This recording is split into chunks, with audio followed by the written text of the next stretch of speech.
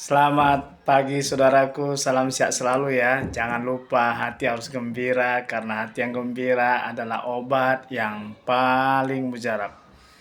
Pagi hari ini saya ingin berbagi pendapat kepada saudaraku semua tentang kepemimpinan Bapak Prabowo Subianto yang sudah berjalan hampir mau 2 tahun, dan sebagai saya sering mengamatin dari Presiden Soekarno, Soeharto, dan sampai Bapak Prabowo, saya suka mengamati dan memberikan pendapat saya, khususnya pada saat ini kepada Bapak Presiden Prabowo. Jujur saya katakan, saya sering menanyakan beberapa masyarakat di kedai kopi dan beberapa teman-teman yang lain, baik teman sekolah, teman kuliah, teman profesi saya, pengacara, ataupun guru-guru. Sepertinya masalah ekonomi sudah mulai terasa. Saya ulang sekali lagi, masalah ekonomi sudah mulai terasa, dan 60, 70 sampai dengan 80% teman-teman saya itu mengatakan bahwa ekonomi masalah sudah mulai datang dan mulai terasa. Hanya segelintir orang yang masa pimpinan Bapak Prabowo menikmatin proyek-proyek besar. Contohnya seperti proyek MBG, ya, makan bergizi gratis. Ini kan proyek sebetulnya. Jadi sebetulnya MBG ini bukan tulus untuk memberikan makanan gizi kepada anak-anak Indonesia, tidak. Kalau saya lihat ini adalah proyek, kenapa? Ini sifatnya seperti catering, ya, catering. Jadi usaha catering lah ini untuk anak-anak sekolah yang makanannya dibiayai oleh negara. Bayangkan, usaha catering sudah pasti satu catering tiap hari mencetak 3.000 sampai dengan 5.000 porsi yang sudah pasti pembelinya ada. Sementara kalau bisnis catering yang lain kan mungkin seminggu sekali, tapi ini bisnis catering MBG ini adalah bisnis catering. Saya berani tantang bahwa MBG ini adalah bisnis catering sebenarnya. Jadi makanan itu dicetak oleh beberapa pengusaha yang mana satu dapur bergizi itu 3.000 sampai dengan 5.000. Kalau kita rata-ratakan bisnis catering, untungnya 1.000 perak saja, berarti 1.000 kali 3.000 per hari, atau 1.000 kali 5.000 kalau 1.000 perak. Kalau dia bisa menghasilkan 2.000, 3.000, hitung sendiri, ya. Jadi, dan yang mempunyai modal besar itu yang bisa bisnis catering MBG ini. Jadi ini benar-benar bisnis catering, sehingga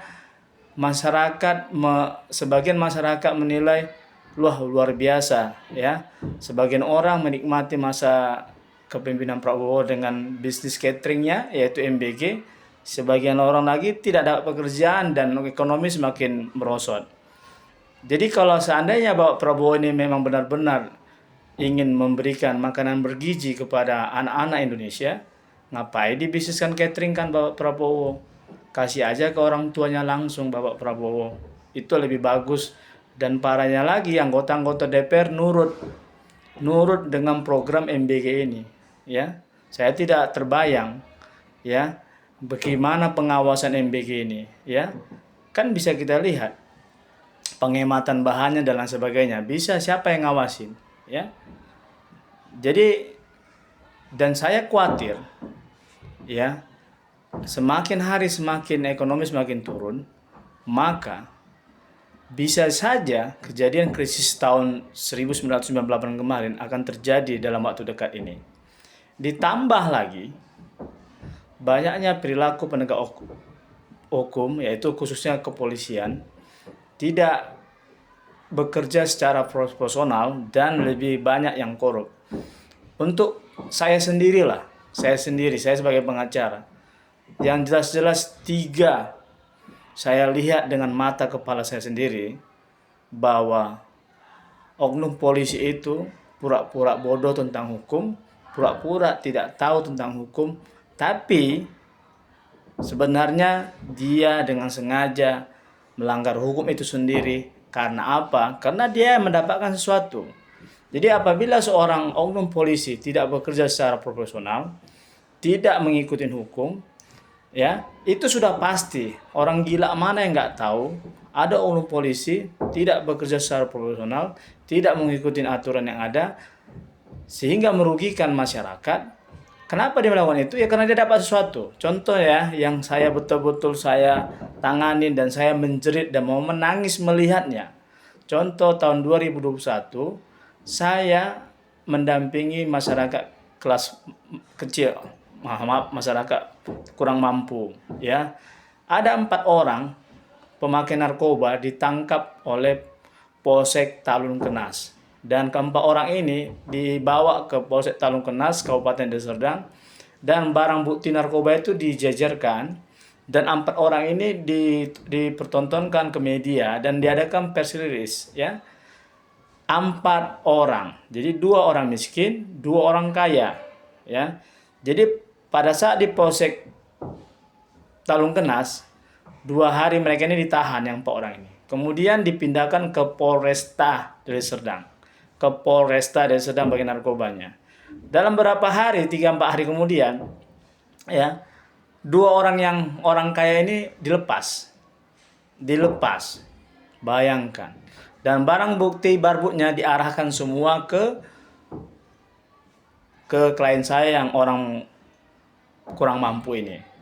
Kejadian ini saya beritahu ke jaksa, tapi yang namanya polisi dan jaksa, mereka ini sama-sama bekerja sama, mungkin sama-sama dapat keuntungan, sehingga apa yang saya beritahukan ke jaksa itu pun ikuti apa kata polisi. Makanya saya bingung. Di sini saya keselnya, ya, sudah terang-terang media massa memberitahukan, tapi tidak takut polisinya. Kenapa? Karena sebagian besar saudara-saudaraku yang wartawan itu sudah dipegang ekornya oleh polisi.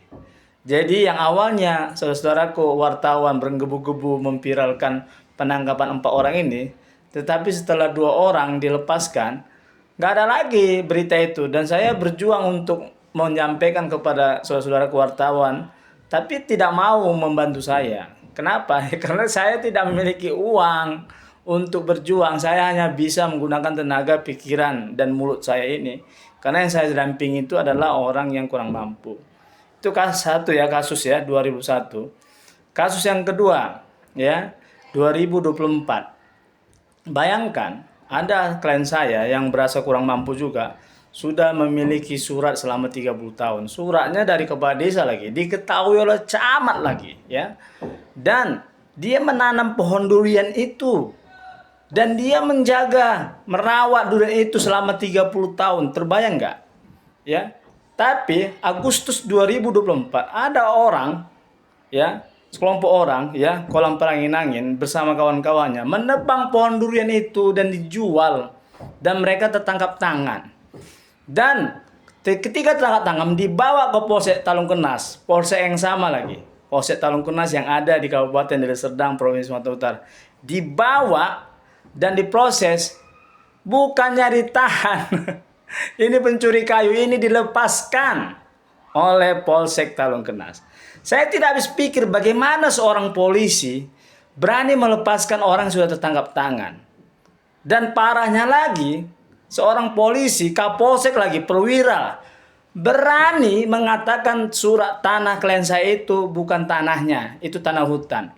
Bagaimana mungkin urusan perdata disimpulkan langsung oleh Kapolsek Talunkenas bahwa itu bukan tanah klien saya? Padahal sudah ada suratnya, sudah ada saksinya, sudah dikuasain 30 tahun. Yang beginilah yang saya katakan, bahwa Indonesia akan pasti bubar 2030 kalau mayoritas polisi dan jaksa bersifat seperti yang saya jumpain itu, ya. Jadi itu saya sendiri, saya pengacara menghadapinya. Ada lagi di Polres Srege, saudaranya menjual mobil ibunya tanpa sepengetahuan klien saya. Dilaporkan, tapi penjualan mobil itu dianggap tidak pidana karena kata itu mobil ibunya. Setahu saya warisan itu ketika meninggal orang tua itu dibagi rata. Dan inilah polisi yang terjadi sekarang ini. Salam cerdas dari saya, Trinop Sianturi, Ketua Yayasan Kemajuan Bangsa. Merdeka!